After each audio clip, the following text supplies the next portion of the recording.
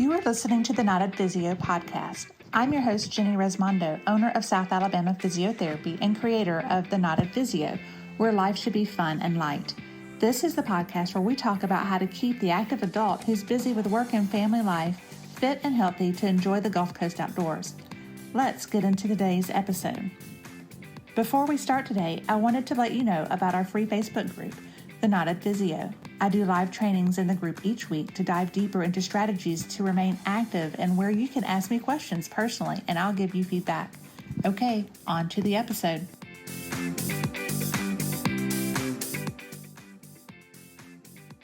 Good evening, everybody. Jenny Resmondo here, The Knotted Physio, coming in on this Wednesday.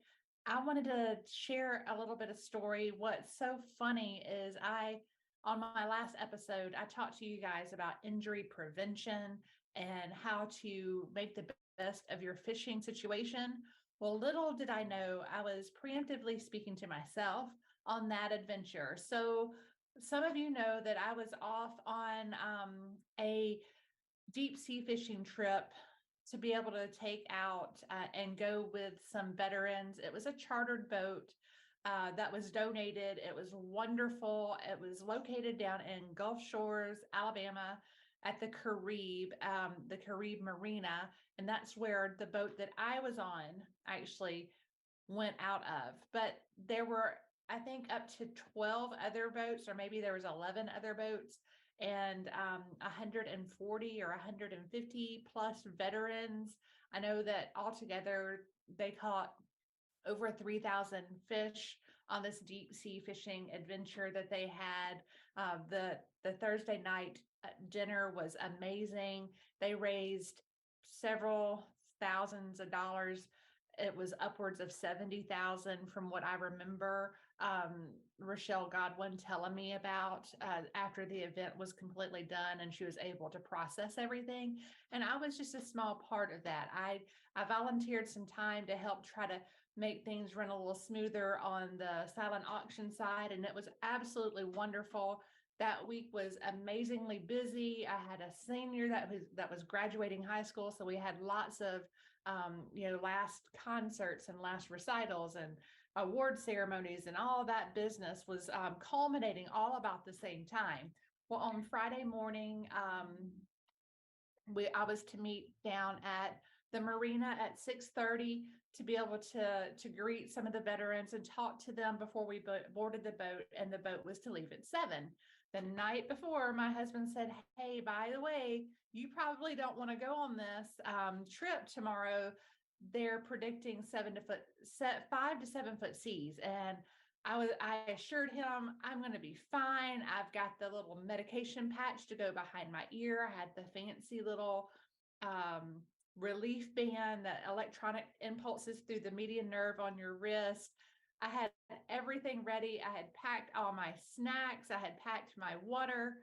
I had packed my camera and my gimbal.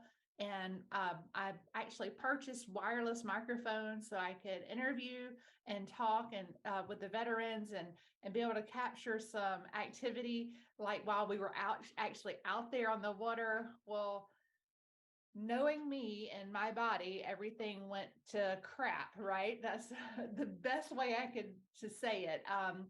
If you're at all familiar with Gulf Shores, Orange Beach, in that area, um, there is what's a bridge called Perdido Pass, and there are jetties that lead you out into the Gulf of Mexico. Well, in the jetties, after you cross the bridge and you're leading into the jetties and trying to cross out, there's usually all kinds of waves and turbulence. It's just chaos there from all the boats coming in and out and the currents, right? So immediately when I left the safety of the bay where the marina was at, and we went underneath the bridge, there was an amazing sign from an airplane where they were shouting out, Greg Godwin's American Heroes on the Gulf Coast fishing with disabled veterans. That was a big old sign that was being flown around in the air around us as all the different boats were going out. So it was awesome. We were looking at that. We crossed under the bridge and it was wavy. And I was sitting there thinking, oh, not this is no big deal. Once we get outside of the jetties, it's going to be perfectly fine. I had looked at a marine forecast. Little did I know I read the wrong one. What I had read, it was going to be 1 to 2 foot seas. But that was for a bay that was close to where we were at. So when we get out into the Gulf, the waves are much bigger than what was in the pass itself. And I immediately turned on my band and I was like, okay, I've got my patch on, everything's going to be great. And it was probably 5 minutes later that I'm going, oh, this is not going to be good. So needless to say, I had a seasickness the entire trip, from the time that we crossed out past the jetties until we returned and I was able to set foot on the dock. Yes, that's just the way it is. But, I was saying about hydrating and all this stuff, and I did all the right things, but I'm just an example of even when you do all the right things, sometimes it doesn't always go as planned. So with me, it did not go as planned. The boat was going, not directly into the waves. And so we had the side action too. And I'm not sure really what that's called, but there were some Navy vets that told me what it was called. And I was listening to them as trying to focus on the horizon so that I didn't get overly sick. That did not help very much. But as you're holding onto the side rail and you're staring at the horizon and the boat is, moving forward and back and side to side, needless to say, I was sick to my stomach many times. Not very fun experience for the mental wellness aspect of it.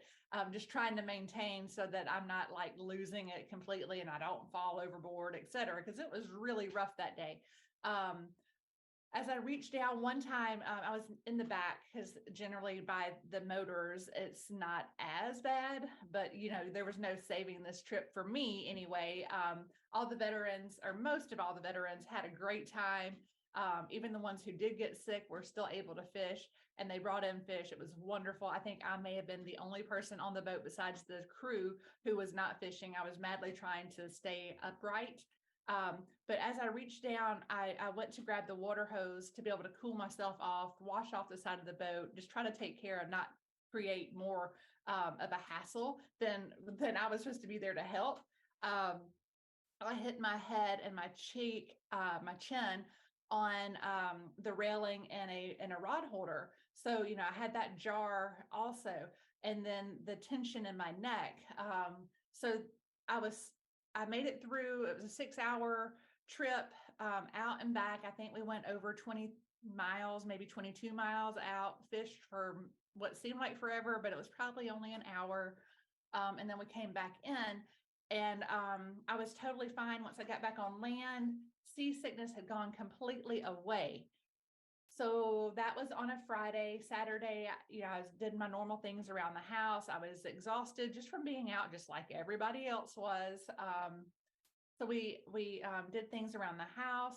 That Saturday, I had planned to help my son paint over his senior parking space. So we painted over that with rollers.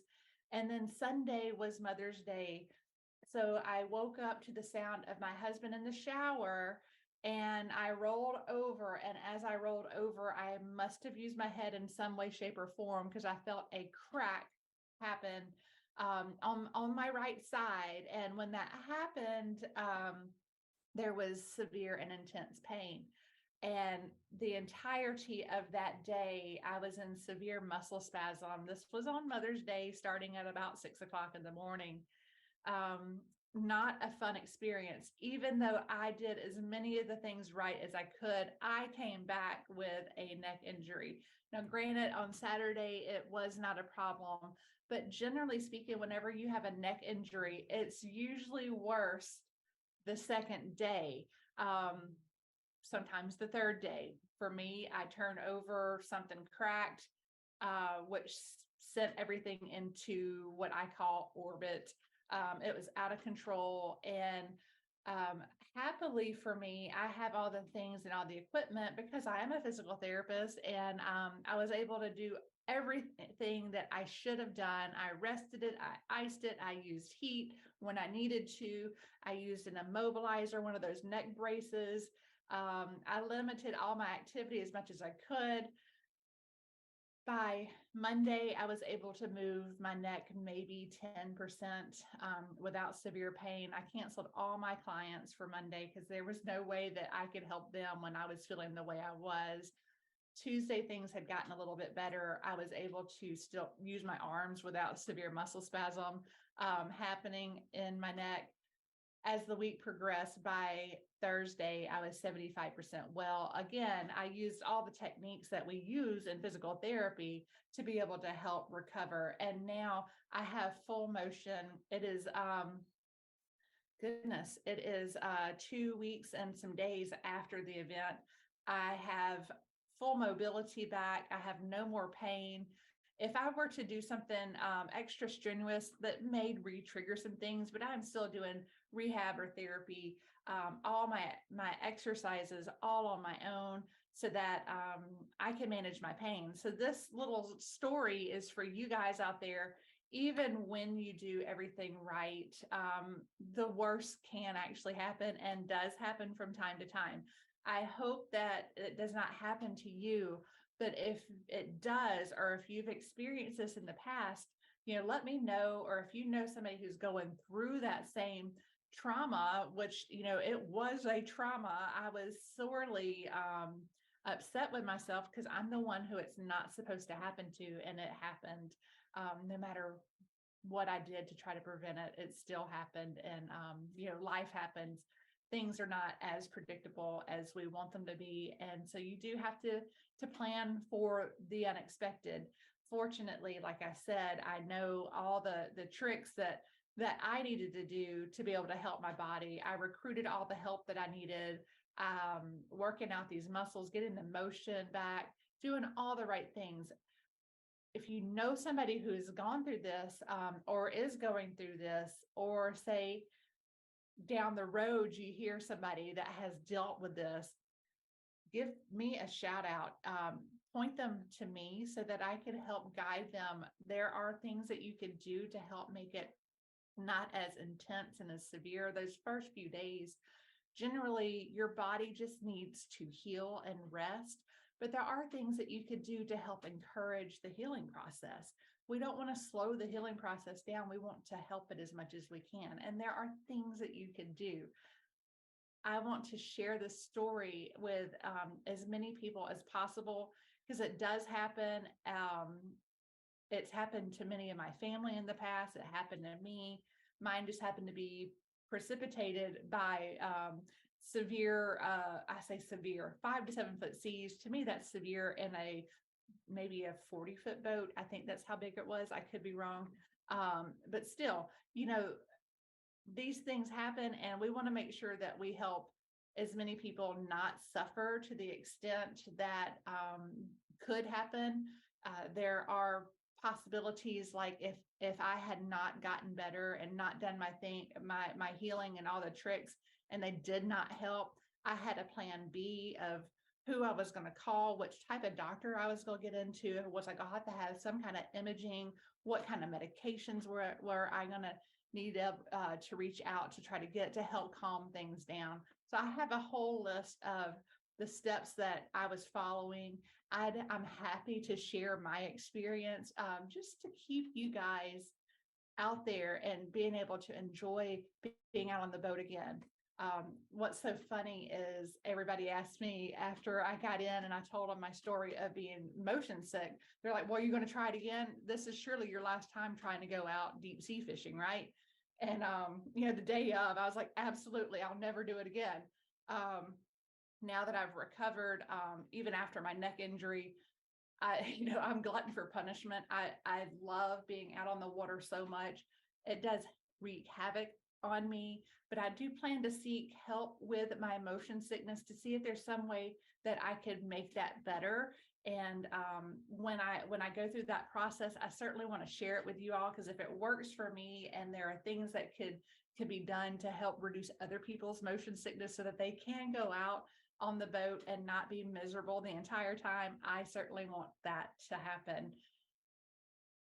If you have any questions, let me know. I'm happy to share more insights into what I did. Just reach out to me And I will send you the information I use to be able to help myself get better fully so that I no longer have this restriction in my neck motion. Until next time, I hope you all have a great day and tune in to the Not a Physio podcast. Like and subscribe and share it with others that may find this information helpful or at least a little bit entertaining at my expense. Guys, until next time, I'll see you later.